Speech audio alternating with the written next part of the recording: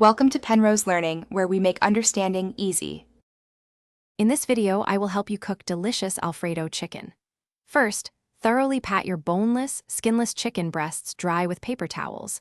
This ensures a beautiful, golden brown sear. Season both sides generously with 1 1/2 teaspoons of salt and 1 teaspoon of freshly ground black pepper. Heat 2 tablespoons of olive oil in a large skillet over medium-high heat until shimmering, then carefully add the chicken. Cook for about 5 to 7 minutes per side, until deeply golden and cooked through, reaching an internal temperature of 165 degrees Fahrenheit.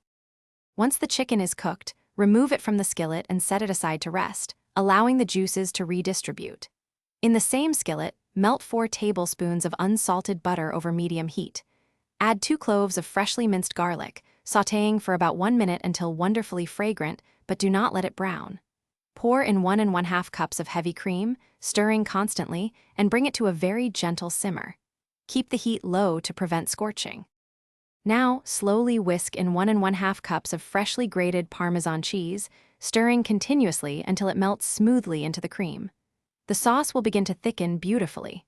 If the sauce becomes too thick, gradually add about 1/4 cup of the reserved pasta water, whisking until it reaches your desired silky consistency. This pasta water also helps emulsify the sauce. Taste the sauce, then adjust the seasonings with more salt and freshly ground black pepper as necessary. While preparing your sauce, cook 8 ounces of fettuccine pasta in a large pot of salted boiling water according to the package directions, ensuring it remains al dente.